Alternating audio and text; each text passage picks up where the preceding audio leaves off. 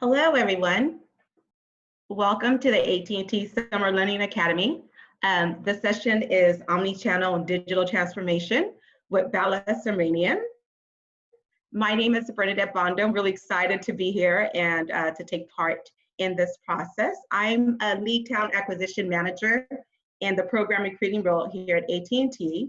As far as schools that I recruit for, I'm actually a program recruiter, so I do more of the hirings for all of the schools. I take our candidates from the initial introduction with the hiring manager all the way through the onboarding. I do have some responsibilities for any schools that are not part of our focus school program, so any of the virtual schools. But it's really exciting, the time that I've spent here at AT&T. I've been having an amazing time. I've been here for 22 years. It's been great, having the time of my life, actually. Love what I do, love meeting students as yourself, love engaging with our hiring departments and executives like Bala here. Fun fact about myself, I adopted 2 fur babies. Just in full transparency, you may hear them running around, but I adopted them about 30 days of each other. They're siblings. They came from the same litter. And the real fun fact is I enjoy seeing them terrorize the neighborhood. They're a combined weight of 13 pounds, combined 13 and a half pounds. One of them is getting a little bit extra weight. But so they terrorize all of the big dogs, every single pit bull you see, German Shepherd they terrorize them from my 9-foot fence. But it's really fun to see them going at it, you know, and encouraging and exciting, but it's a good time. So that's my fun fact. Let's see, so with that said, let me go ahead and get into some housekeeping items here. This extra credit session is going to be recorded, so please drop off if you don't want to be recorded, and you can of course view the recording afterwards at any time. We'll make that available for you. Towards the end of the session, in about, I'd say the last 15 minutes, there's going to be a Q&A session at the end. So please feel free to submit your questions utilizing the Q&A pod within the Zoom. Okay, so we look forward to those questions towards the end. So what I'd like to do at this time is go ahead and introduce Mr. Bala Subramanian. He is our Senior Vice President and Chief Digital Officer at AT&T. Bala has served as the Chief Digital Officer since April 2018. And in this role, he leads, he leads the transformation of digital experience across all touch points, including retail, call centers, online, and in-home. Bala comes with quite a unique blend of expertise, from his deep telecommunications knowledge to leading the digital transformation of a large retailer. He has over 24 years career, starting with deployment of GSM and GPRS networks, and progressed to leading teams in strategy, engineering, architecture, operations, and product management. Bala holds an MBA from the School of Business at Duke University and an MS in electrical engineering for the University of Oklahoma. He also serves on the board of directors for Cars.com as a director on the audit and compensation committees. So it is with great excitement that at this time, I'd like to go ahead and hand our session over to Bala. Thank you, Bala.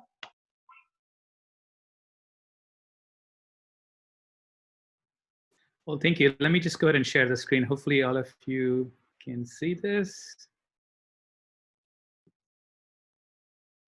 And I'm just going to put it on. Good. So Bernadette, can you see it? Yes, I can see it. Thank you. And thank you so much for the lovely introduction. And while I can't see all of you, I'm so excited to see you virtually. This is quite interesting time for all of us. So first of all, I hope that you're in the best of health and you're all safe. And more importantly, you're making sure you're not having too much fun parties and to limit the exposure. So make sure you wear a mask and do your part. With that public service announcement, let me start. It's really a pleasure to be here. Thank you, Bernadette. Thank you for the team to bring me in. And what we're going to talk about, is about Omnichannel. But I want to talk to you more about why this is important for AT&T and why this is important for the country at large, and also how we all can do a part. Because truly retail, especially after COVID, is in a kind of a crossroads, right? Because if you think about one of the things that's happening, the main street, as we know, doesn't exist anymore. Several places are going out of business. These are real mom and pop stores. These are the ones which really is the middle class of our country. And there is a generic worry I have, a genuine worry I have, that at some point of time, everything cannot be within Amazon. And then there are reasons why people have to go and visit a store and shop. Because shopping is not just a reason or a necessity, it is also important for us because it's a social phenomenon. Even though people go on Facebook, you see a lot of people post what they bought because they want the need to be part of something. They want to share, they want to enjoy what other people say, how many likes they get. So it is much more than just like going and buying something for a need. It's much bigger than that. So at AT&T, and also before in my life, when I was at Best Buy, we believe that stores actually play a very important role. It plays an important role in the minds of the customer, and also play an important role in the community. And you're seeing some of the changes that's happening in front of our eyes, and why for us to be driving those things forward. Now, at the same time, we cannot charge people a premium to come into the stores, because if you can buy something in Amazon for, let's say, $5 cheaper, let's say that's like you're buying something for $20, you can get it for $15. I would expect you to buy it at Amazon, right? Just because we have a store doesn't give us the authority to charge people more money, right? So I think thinking about this, and why I wanted to call this talk as more of a culture of constant change, is truly omni-channel, or the way we talk about these channels, is changing right now. We are in a cultural crossroads, and we are in a crossroads where with COVID, what's happened is the work we do within the stores has completely changed. In a new kind of way, we have to think about omni-channel starts, and I'll walk you through what it means and what it is there. So, I was introduced as the Chief Digital Officer. What does it really mean, and what do I do? Working here for like over 40 hours a week. So let me talk to you about 3 areas I focus on. One is it's all about the customer. It's really important for us that we create a experience that's very simple for the customer and also compelling for them. So that's really important. That's the first one. Second one is we have to focus on making sure that we are also supporting our employees. And this is why when I talk about it, I don't want to build, I've done a .com before, but really working in AT&T with 200,000 employees and really making a difference will make a difference in the communities they live in. It will make a difference in the country we actually live in right now. So it's really important for us to make sure that we're using our digital technologies and platforms to improve the life of like Bernadette, for example, or Amy White or Ashley. That's one of the most important things I'm trying to do. Number 3 is we are trying to improve our products and service capabilities, what we provide. When you close your eyes and think about AT&T, most of the people will not think about, wow, I'm going to really open the app. We have an app today, right? So nobody opens the app like more than once, because as long as you pay a bill, and if you pay a bill using autopay, what is the real need of connecting with AT&T? We connect people with each other, right? We provide the wireless service so you can talk to your loved ones, you can FaceTime them. What does AT&T provide that really makes you want to connect with us? That is what we are trying to solve, and that is in a nutshell what we are doing from a digital transformation perspective. How do you make your experience compelling to talk to your loved ones and create those magical connections, whether by talking about Game of Thrones, whether it's gone now, whether it's talking about like the next Westworld that's going to come in, or whether it's talking about what Jake Tapper talks in CNN or Don Lemon talks in CNN, whether it's about TBS and what happens there, or whether it's those entertainment connections we do with the Warner Media, or the 5G network we are trying to build so that in the rural America, people can talk to each other, and a grandma can actually see somebody sitting on the coast and the young baby is born without having to leave the house. So we are trying to connect those things. We also put fiber on the ground, and we're also there when there is a hurricane. So our employees are there first to make sure that we can get the cell signals up and running so that people can connect with each other. So if you look at AT&T, what we do is we are not in front of you in your face every day. We are in the connection business, and we are trying to connect you by providing you content to talk to each other. So we create the moments of connections and touch points where you can start to use our systems to talk to each other and use our content to talk about the content to each other. So there is a place that you can play, and that's in a nutshell is what we are trying to do. And my job is to be working with the wonderful people you see around us to create this come to life in the phones you have, in the digital touch points you have. And really, I'm also, more importantly, really building a culture that doesn't pit online versus the stores or technology versus humans, but really create those things together. So the combination of the human and the machine is greater than what they can do individually. Okay, so that's why I'm here. That's the passion I have, and that's frankly the reason why I joined here. Because if we are able to transform AT&T digitally, we will make an impact to the broader country. Because we have such a big presence, we are 8 in the Fortune 8 out of Fortune 1000. You know, we have over 250,000 employees. We have billions of dollars, hundreds of billions of dollars of revenue. So when we are able to make this pivot and bring our people along with us, the entire country will be in a much trajectory, is what I humbly believe. And that's one of the reasons why I come to work every day. Well, technically I work from my home, but I still come to work every day, you know, at least in this area.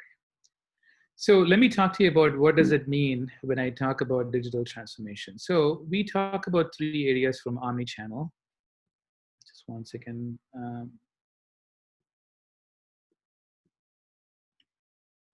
some reason my, let's see if this works. I think my slide, just one second. Let me just see if my slide build is not working maybe. All right, let me go with this because for some reason the slide build is not working. So if you look at it, what does omnichannel mean? If you close your eyes and all of you have used your phone to buy something, I don't know if you have bought something, but you really want it right away, you just go to the store and see if they have something there. So omnichannel experience largely means that we have to think from a customer perspective. So today, what more companies do, and this is actually AT&T circa 2020.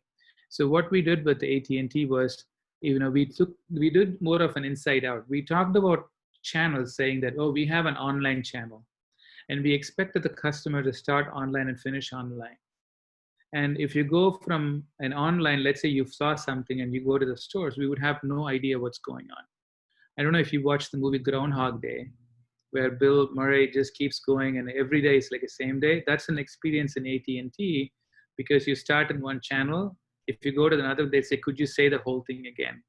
And then you say something, but you have to leave the stores and go to the call center. You have to start the whole thing again. So that is like us thinking from inside out, thinking, oh, we have an online channel, or we have a retail channel, a call center, but they're not connected to each other. Because as a customer, we don't care what channel we work with. We shop the brand. We shop AT&T.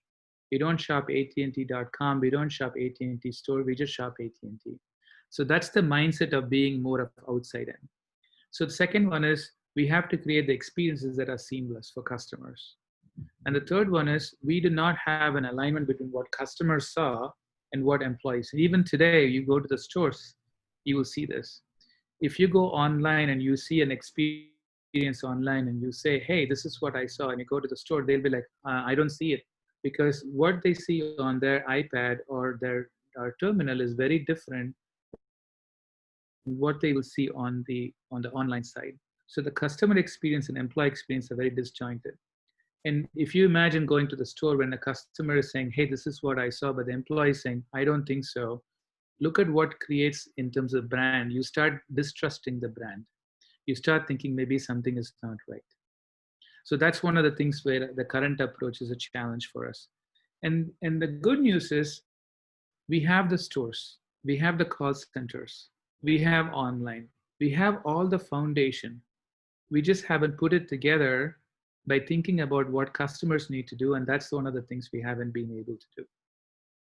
So that's number one. That's the current approach. Now, let's talk about people like you and I when we shop.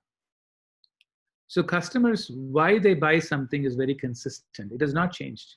People buy for basically two reasons. One, there is a need to buy something. They also buy for the want.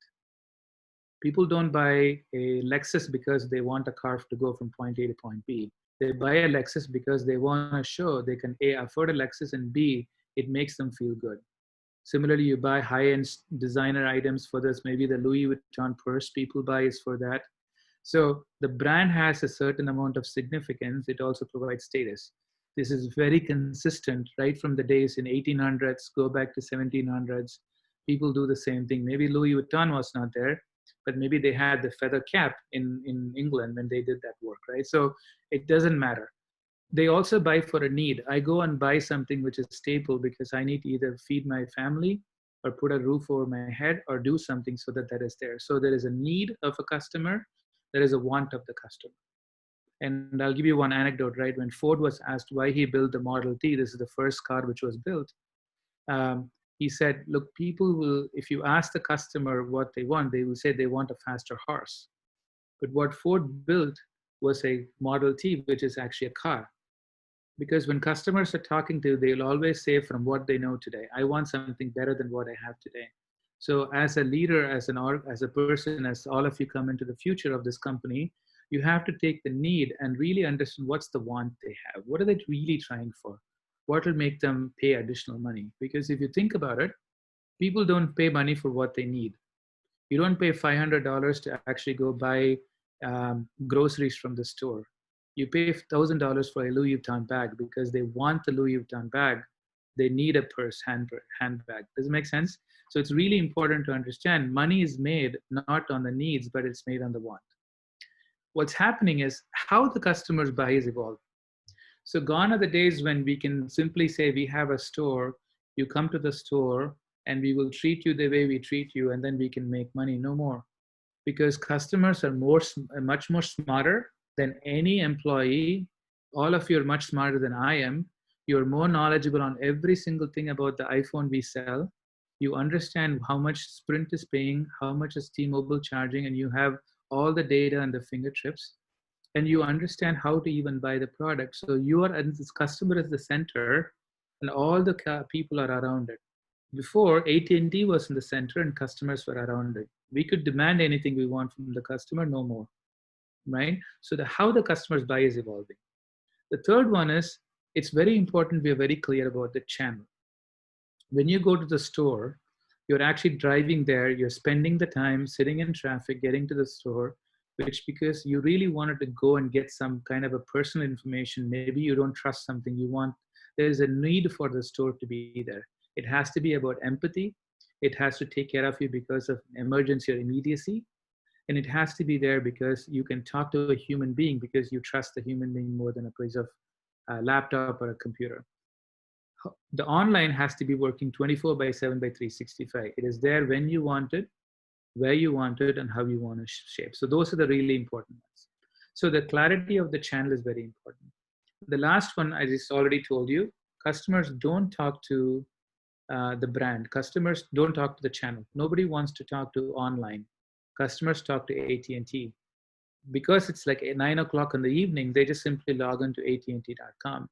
So when I run online, I call online as the window into AT&T because everybody starts online nowadays before they even go into the store. About 90% of customers start online, including the people who go to the store. So when I think about AT&T.com, I don't think about it as a channel. I think about it as a window through which a customer peers into the world of AT&T. They can either finish their decisions there or they can go to the stores, but I have to connect them beautifully towards the stores. So that's why the role of online is so critical going forward as we move there. So what we are trying to do, so we are trying to start from what the customer journey is, right? Let's actually start there. Then start about how, when customers buy something, what do? Well, they may go online. They may see, they can listen to an ad in the car, and they may go to the store. So we don't know how the customer is going to come in, but we have to really understand what the customer journey is. Really start from what is the customer doing, not what AT&T wants to do, but what the customer is doing. Number two, we have to make it seamless. And seamless is not the same. When I talk about seamless, it's like you are able to start in one channel and go to the other channel. It is just easy. Same means you get the exactly same experience. You will never do a same experience because when you go to the store, you have a human being, and it's a much different proposition than when you go online. So we are not connecting those things together. The third one is we have to make sure that when you talk to an AT&T employee, they know what you've gone through online, or when is the last time you called the store, went to the store, when is the last time you called the call center, and what's happening. Let's say that you're really upset at AT&T because you were charged like $50 more. You go to the store, the last thing you want expect an employee to say is, oh, would you like to upgrade your phone now? Because you are very upset, you're going to actually say, wait a minute, you've charged me more. We have to have an empathy at this time and try to fix your problem, not try to oversell you, right? So really understanding what the customer is doing and employees really knowing that is one of the biggest critical things about omnichannel. A lot of companies miss this. They only obsess about the customer, but if your employee experience is bad, the customer will start to mistrust them. I don't know if you've been to Home Depot. Home Depot is one of the good omni-channel experiences where you go to the store and exactly what you see in the store is what the customer sees. So there is a trust that is built because the employee picks up the Home Depot app and says, wait a minute, this is what I have here. So there is connection there. And then you have to shape the behavior. Look, we can nudge people to use certain channels. We can nudge people instead of going online to pay your bill, go to the store to pay your bill, nudge them to pay online. There is no need for them to go to the store. You can also make them do an upgrade online, and that's the whole idea of trying to use it. And we're connecting and using digital to be the connective tissue. It connects all the channels together. So when I say online and digital, there's two big differences. Online is a channel, like the web and the app. Digital is a set of capabilities, those connect things together. So buy online, pick up in store is a digital capability. It connects the retail experience for you to go pick up in store. You can buy online. That is a digital capability we built. So digital transformation, people make a lot of mistakes. The first thing they think is, oh, it's about moving everything to online. It's not. Number two, omni-channel doesn't mean everything starting in one channel, finishing another one. It's not. And number three, it's actually connecting those things together. And number three, it is not only about the customer. You have to pay a tremendous amount of attention to the employees and make sure the employee experience is equal to an online experience. And that's what we are trying to do. And we are in a 4-year journey and I'm on year 2. I'm happy to report like AT&T website was chosen as one of the best websites in 2019. We also have the best customer. We won, like we have some JD Power Award internally, and we've been able to see that we've won among all the 4, but we're just getting started. And we're having a ton of fun trying to make those changes and drive that forward. Let me go to the next one.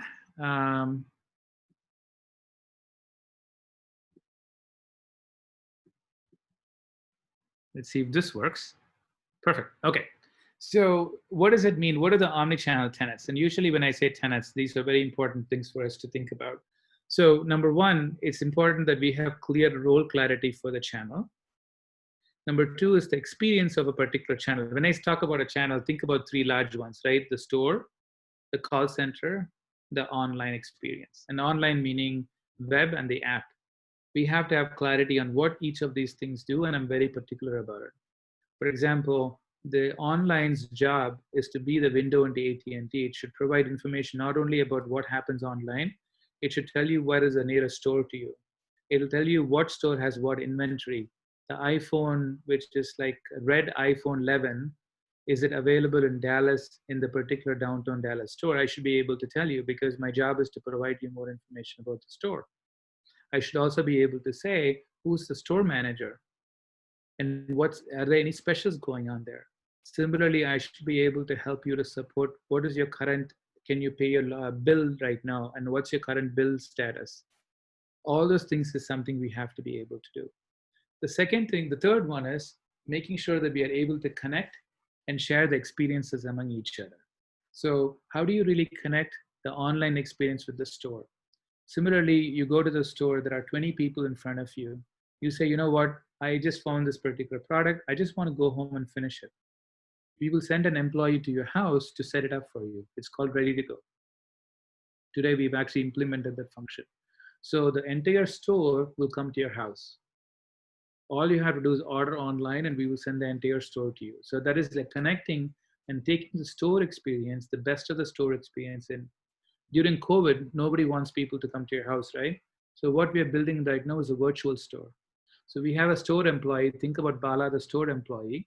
You can talk to me over the web and we will show you how to use a particular product. And we have a lot of people using it. Think of this as the Facebook Live approach, right? So we are showing that. So our entire store will come to your house and we will have a dedicated person talking to you. And we have to allow you to be able to use the store simultaneously, all the cases. In my experience, a lot of people go to the store, and I'm sure you've also done it too. You'll be in the store and you'll be surfing online to find out what the price is. We have to be okay with it. We can't say, you know what, you're coming to the store, you have to buy here. People don't do it. So we should be able to say, if you find a product like a accessory for your phone, you can go online and most likely you'll compare it with Amazon and say, is it cheaper or not? And we have to be prepared to have a conversation with the customer about that. The next one is we have to meet where the customers are.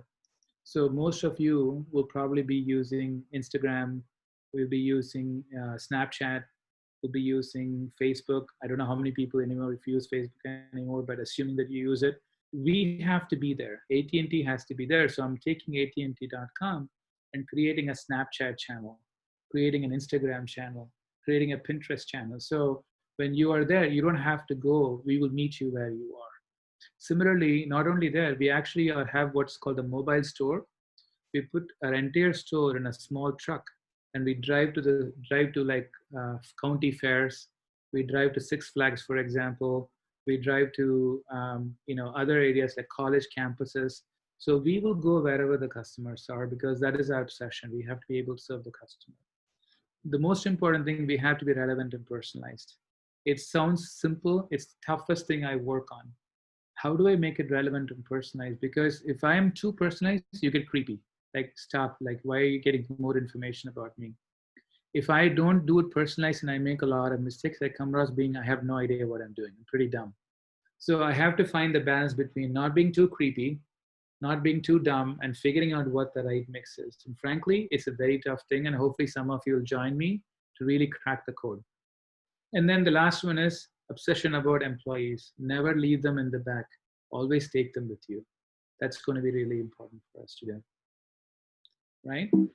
So what does it mean? So the key takeaways for you when you have listened to everything, if you don't remember anything, I'm going to give you 3 or 4 things you can look at. First of all, in my experience, strategy is as good as how you execute it. It's not about what you say, it's about what you do. So I have a word called say-do ratio. Whatever you say, you have to do. So if the say-do ratio is very high, you get the customers start believing you. More importantly, your employees start believing you, and that's how you start doing it. So as you get into your careers, as you think about it, always remember the say-do ratio. Do what you say and make sure that you're saying things you can do. Don't say a lot of things and don't follow through. That's a pretty bad thing to have. The second one is obsess about the customer. Obsess about the customer. Forget about competition. Don't worry about like who your competition is. Be customer obsessed, not competition obsessed. Because when you're able to serve the customer in a mindful manner, it doesn't matter what the competition does because nobody goes there. Loyalty will be there. You cannot purchase loyalty. It's a state of being. And if you're really genuinely caring about customers and more important, caring about employees, it doesn't matter what you do. But no, I don't care what competition does. It will actually be the one which will drive us forward. Number 3, nothing is a program. Omnichannel is a journey. I have 8, I expect to fail a lot, right? Because I don't think that everything I've told you today is going to be successful when I try it. So I'll give you an example. Last year, I tried an idea called start in store, finish online. So we wanted to have the customers start in store, like they come in, they do start online. They do 60% of the work, they come into the store and they're able to finish it. Concept sounds great, right? They do all the work and come in. It was a disaster. People did not want to do it. For some reason, they did not want to finish anything online because they didn't feel that we had the wherewithal to connect those channels together so that they have to redo it again. They do not believe that whatever you do online is going to be in the store. So we have a big education for this tour. So that's one of the things I said, wait a minute, that was a failure. Let me learn it and let me figure it out. So the obsession about this as a journey is that everything, there is no end. You have to continue to play this. This is like an infinite game, right? It just keeps going and going and going. And we have to continue to be improving this all the time, making sure that that happens. Number 4,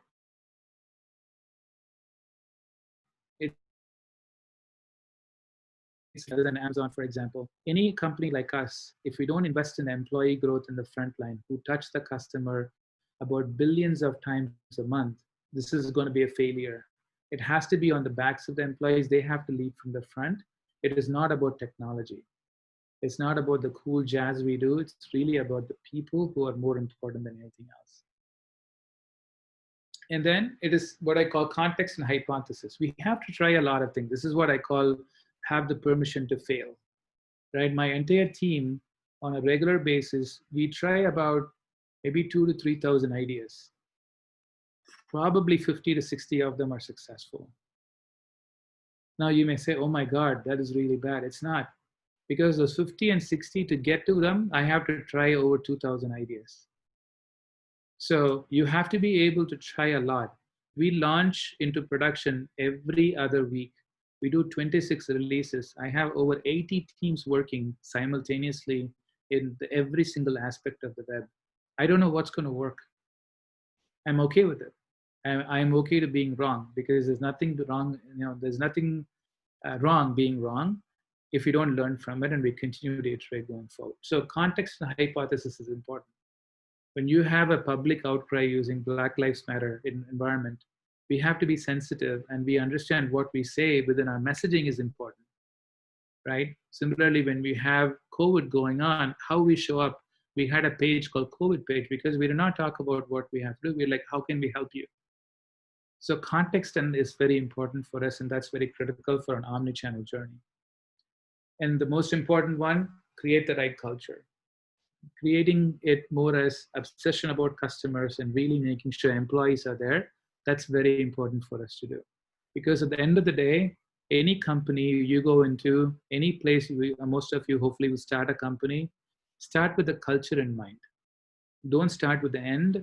Start with what is the difference you're going to make and what kind of a culture you want to build. Because that is going to survive regardless of what happens with this. Because who knew 3 months back that I'll be sitting at home for 3 months and talking to you over a webinar, right? Who knew that, in 3 months, our business went from 8% online to 30% online in 3 months. And we are talking about a $120 billion company. Who knew that? None of us knew. So adaptability and being able to create the culture where the team step up and they said, you know what, we get it. And why do we care? Because what we talked about and what I told my team is, there is a single mom, who's got 2 kids who just got furloughed from a job in New York City, trying to figure out what she needs to do, be on the call with AT&T for 2 hours to change her rate plan because she can't change it. We owe it to that mom to be able to get her and automatically change it using 2 clicks on the website. That is something I want all of us to actually rally around, which is what we did. And we won some very good awards, but it doesn't matter to me because a lot of times what I heard was they thanked us for not having to be sitting on the phone call for 4 hours. Not because we didn't have people, nobody could come to work. So enabling online capabilities for that mom to be focused on her children, worry about how to get off furlough, more important than trying to stop AT&T from sending you to collections. Does it make sense? So I think culture is very important. We have to have this obsession about it, and that's what is going to make the change. So I think that should be my end. So thank you so much for the time. Hopefully that gave you a good idea about what we are trying to do. Again, if I can synthesize into 3 or 4 bullet points. Number 1, it's about the customer and creating very seamless experiences for the customer. Number 2, empower the employees and make sure the employee experience is always taken into consideration. And number 3, always try and think of this as a journey, not a checkbox, because it is something that is going to evolve all the time. And that is something we have to be able to do it. And number 4, obsess about the culture you're creating within the organization And that's one of the things we're working on. So I'm really humbled to be able to talk to all of you remotely. Hopefully I haven't put all of you to sleep yet. And I can't wait to take questions, and I'll open up for any questions which comes in. So thank you again. That was so fabulous. Thank you so much, Bala. That was quite really amazing, the information that you shared. I walked away with quite a few of your takeaways. And yes, we do have questions, by the way, but I just wanted to comment really quick about the customer's experience, being customer centric, being obsessed about the customer. One thing that really struck for me is forget about the competition, serve customer in a mindful manner, which was really mind-blowing. I mean, you think it's something that's a given, but the fact that you've reiterated that and you've shown the culture at AT&T where we are obsessed about our customers, and as well as our employees, and making sure that we're doing everything from the start correctly, and we're trying to make a difference. So thank you so much for sharing that knowledge with us. So at this time, I'm going to go ahead and get to the questions because we have quite a few. Let me get right there. Hang on real quick. Here's our first question. It's from Lahari. This pandemic has exposed supply chain issues in the agricultural industry, for example. What do you see as the biggest trends emerging digitally as a result of the pandemic in the supply chain space? Yeah, I think it's a great question. Thank you for asking that. So there are a couple of things which is actually happening with respect to it. One is typically what we have in supply chain is a very linear supply chain model where a bunch of things is in, China, particularly in Asia, particularly China, sometimes in Vietnam. And we had actually put all our eggs in that basket because we were really focused on the cost optimization. And what we've seen so far is that everybody's starting to reconstitute your supply chain. So there is diversification going on. Now, keep in mind, the reality all of us have to face is that we went to China not because we wanted to, it's because we have to keep the price consistently going down and we have to keep the cost down. If we start moving and diversifying supply chain, it's going to have an impact on the cost. What digital now helps to provide is like, how do you optimize it? Could we reduce the supply? Could we reduce the cost by driving more adaptability on omnichannel? Could we reduce the cost so the offset is much higher so we can try to reconstitute the supply chain? So that is what we are actually seeing. So there has to be so somewhere when we increase the cost in the back end, if we don't have to pass it on to the customer, we are trying to see what could we do in our front end models. Can we ship more to the customer's home? Can we actually give more of a virtual store experience? So the store is working in a much more, with a limited set of people. Can the people actually go beyond the store and work in different places? Those are all the things which digital could actually help. And of course, I'm sure most of you know about things like Bitcoin and currency, where we can real time think about some of the capabilities like Bitcoin and then blockchain technologies to say we can reconstitute and make the supply chain much more dynamic so it can absorb the supply shocks we had. Remember, COVID did not cause a demand shock. It's not like we couldn't buy because there is no supply because every container was stopped.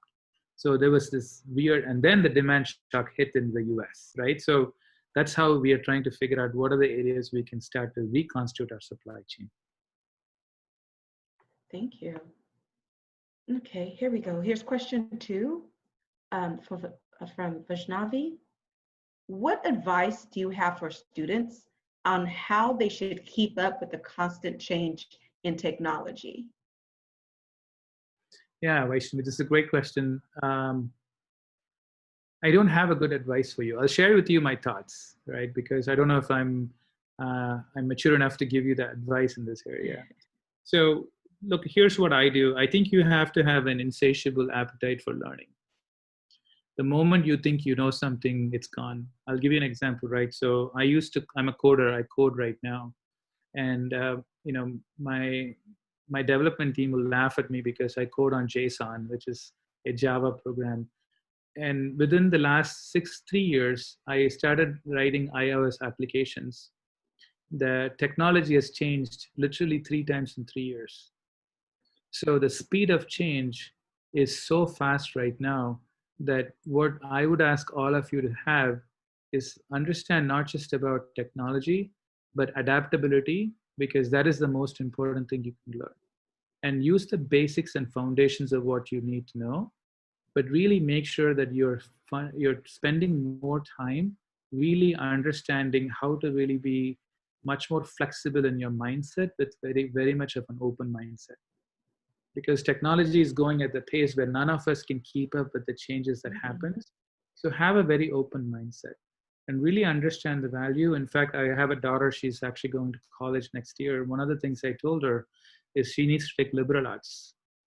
You know why? Because I think the if I think about somebody sitting in Asia and somebody in the US, the technology curve is going to flatten so much that it's going to be impossible to look at the difference. So understanding how to talk to people, understanding what empathy is, understanding the software skills, and really connecting the software skills, the man and the machine together, will provide you a competitive advantage, which many people will not have. So more and more, I'm more of like looking at humanities in other areas and trying to get those things and really spend some time learning the people side of things, not just about technology. And be incredibly curious. That's the biggest thing you can do. Okay, thank you. I like that, man and machine. Okay, so here's question 3 from Miala. What is your favorite part of your current job, and what advice do you have for students who want to go into the same path? My favorite part of the current job is people, because I deal with people. It is also the tiring part of my job. I'll be very honest with you. But look, we are a bunch of people who are trying to change the trajectory of a 150-year-old company. What else can I have every day? I wake up in the morning, I'm excited about it, right? AT&T, I'm blessed because I did not want to come and work here. By the way, I thought this is a very old telco company, and I worked at T-Mobile, right? So, but then when I joined, what I found out is people are genuinely wonderful. They have the heart of gold, and they actually are working here for 30, 40 years, not because they have to, because they want to. So I think what is really important for me is the people connection. That really makes me excited about coming to work every day. Advice for you, I think goes back to the same thing I said before. See, I used to be a very, so I've gone through many phases in my life. So you're catching me where I am in a point where I don't feel like I have to earn a name for myself. So I can tell you from my point, but obviously you have to go through certain phases, right? Right. The biggest thing for me, what I found is the career, if you think about it, is never going to be a ladder. You're not going to have a step connection. You're not going to be going from A to B to C to D to E. What's happening right now is career is a lattice. It's a framework. It goes like this. So always be willing and open to move laterally, move outside your organization, go to some other company, move, change it over, because the more you start creating a diversified point of view, that is going to help you to do your job and then get much more faster out there. I started in telco. I worked for Ericsson supporting this. Then I went and worked for OmniPoint as a carrier. Then it became VoiceStream and T-Mobile and fighting against AT&T all the time. Completely dropped everything, did 2 startups, then went into running an IT, then went into running e-commerce, and back here. So if I think about when I talked to Randall Stevenson, our CEO, as to why I should come in, because I was questioning why I should join AT&T. What he told me is, Bala, very rarely do I find people who understand telecom and e-commerce and put them together, because that's the value prop. I would have never gotten it if I had not gone around and got that wide experience. And when I came into AT&T, I was a CDO. When I joined, I was a CIO at T-Mobile, and I took a vice president role of architecture. So I did not worry about my career up like this. I went down, but then went up. So think of this more as a lattice than a career ladder, and be willing to take your opportunities. What I will tell myself when I'm your age is I took a lot of risks, but I would have taken more risks if I had known, because there are times when I could have done really well, and I did a startup and I was very nervous at that time to make those things. So you're at a point where your risk profile will start to change when you get into your 30s and 40s and 50s. So when you're younger, take the risk, learn a lot, right? Don't worry about money at this time. As long as you make enough, spend the time to learn, because you're basically building a foundation that is going to pay in dividends, because it's all exponential after this area. And I also would suggest, I don't know how many of you have MBAs. Once you get to certain kind of a strength in terms of your technology expertise or so, understand the business, understand what you're trying to do, understand the customer. Remember, your differentiation in the future, when you become 20 years from now, is not about technology, because I am working on automation systems that can effectively write code better than any of you can. So it's not about technology anymore. It's about what you do with your life, and the soft skills you have is going to be so important going forward. Awesome. Thank you. Okay, so here's question 4 from Autumn. In terms of the evolution towards being omni-channel centric, what sorts of overlap exists between former, present, and future approaches? And the second part of the question is there a better combination of activities and decisions that create a more wholesome experience for consumers? Oh my God. Want me to repeat the first part again? Good. Let's actually go. I think I remember it. So the first question is, what's the current, past, and future? What happens, and is there an overlap between those things, right? Right, former, present, future, right, in the omni-channel centric area, evolution. So I think I showed you that, right? So we are a multi-channel company. So we ran AT&T.com separate. We ran the store separate. So one of the things I've done is effectively keep the same construct of channels like stores, call centers, and retail, but break how do we work. Because what we used to be is looking from AT&T side saying, I'm a store person. I'm saying, wait a minute, let's think from a customer perspective. What does the customer want to do? They want to start online, finish in store. What do we need to do? So it's called customer journeys. We map the journey across the different channels and we provide them capabilities. That's how we are changing it. In the future, I think what COVID has done is we started to focus on retail as the first most important channel, and online and call center supporting it. Post-COVID, online is the most important channel, and retail and online are supporting it. Retail and call center are supporting it. So what I'm trying to build is a future where I want all these channels to work in unison. And let me give you an example of what I mean by that. Let's say you buy a product from us. In online, it's all about like giving you clarity and buying it, right? So if you want to buy $1,000 phone, I will, right now, if you go to the web, most of the companies do it. We show you, oh, buy this $20 accessory, or buy this $7 protection plan. Instead of me trying to sell you online, what if I let you finish it? Have somebody call you and say, hey, thank you, Bernadette, for buying this phone. You can save, you can protect your phone by actually spending $25. Here's the 5 things we will tell you about the phone. Here's why this makes sense with AT&T. Here's what we've known about you. So now you finished online. Call centers is another channel trying to help you. So it basically helps to create this connection with the customer, because what I've seen and experienced is customers are more likely to buy add-ons when they talk to a human being than actually look at the system. So how do you really create that one? So rather than us being passive, I want to flip the model to be able to connect those things together. So that, I think those are the 2 things, right? What is past, present, and future, and how we are connected. So really the thing, Autumn, I would say is really think about going to be customer centric and really starting to change the way we think about like how these channels work with each other. Okay. And the second part, is there a better combination of activities and decisions that create a more wholesome experience for the consumers? Yeah, so I think it's the proactive nature of what we do. So today what happens is we build channels where customers have to call us. You have to go to the store, or you have to come online. Once you come online, once you are a customer, we basically don't talk to you until you have to buy the next phone. How do we really make a relationship with you? So really reaching out and really making it truly about value for you. Let's say you went to, so one of the things I'm working on in the future where we can actually start to travel again. Let's say that we go to England right? You did not turn on your roaming. Instead of you getting charged and you have to come and argue with AT&T, what if I say, hey, we just noticed that you landed in London. You did not turn on your roaming feature. Let me turn it on for you. Oh, by the way, why don't we allow you to charge you $5 a day for yours instead of spending $80 and traveling back and forth on the data? So you can still WhatsApp your family, you can still talk to your loved ones, and you're not going to spend more than $5. That peace of mind which I can give you as a customer is something I can do.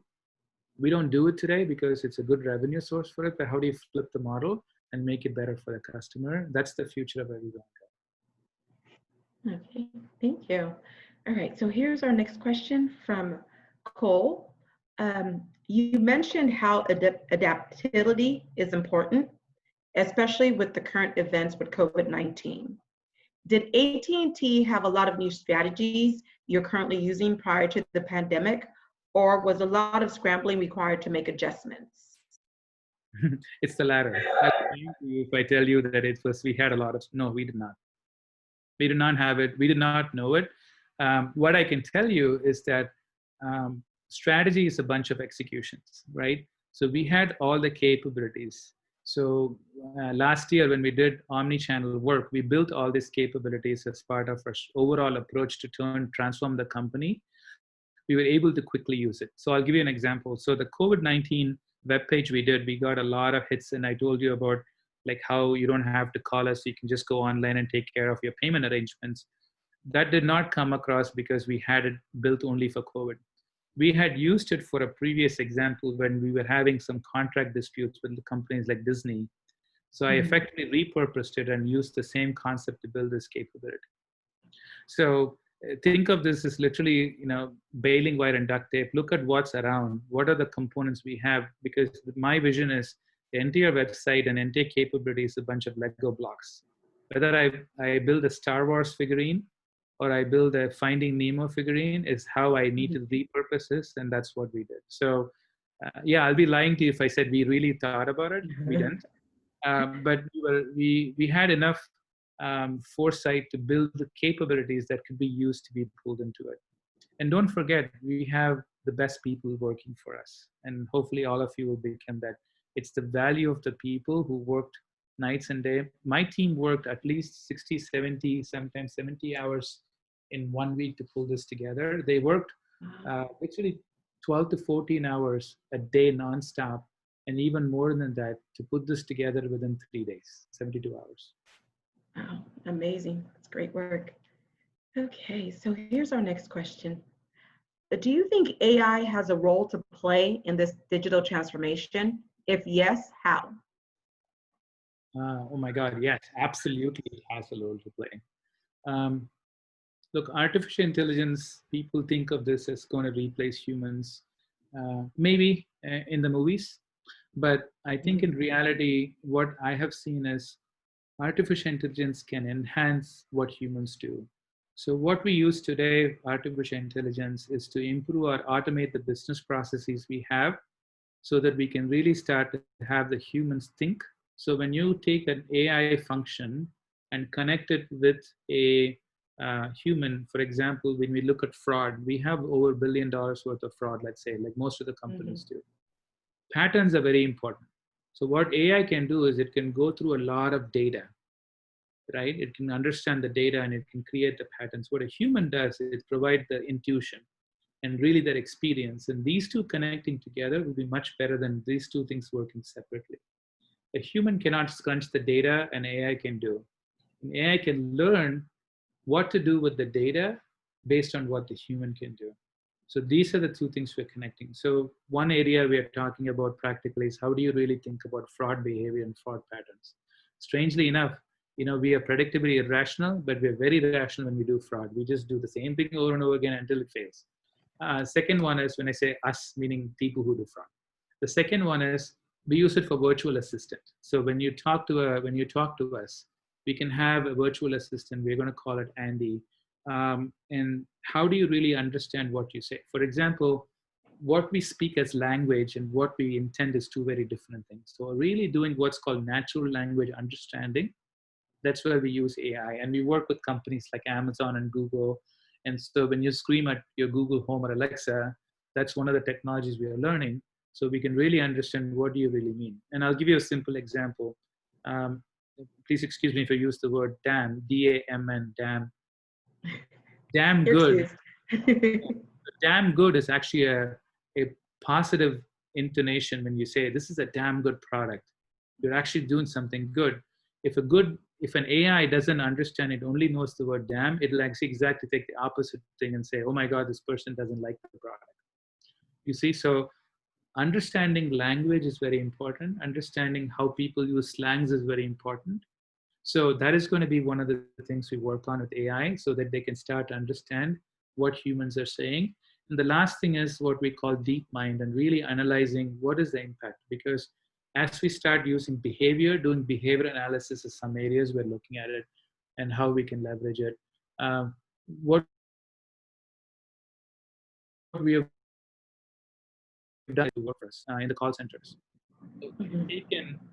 Instead of training them, what we do is we've actually put an AI in front of them or along with them.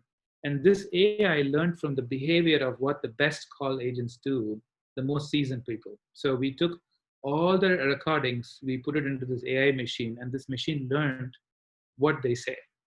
So when a call comes in, let's say Bernadette is a new employee and I'm calling and saying, hey, I'm looking at canceling my service.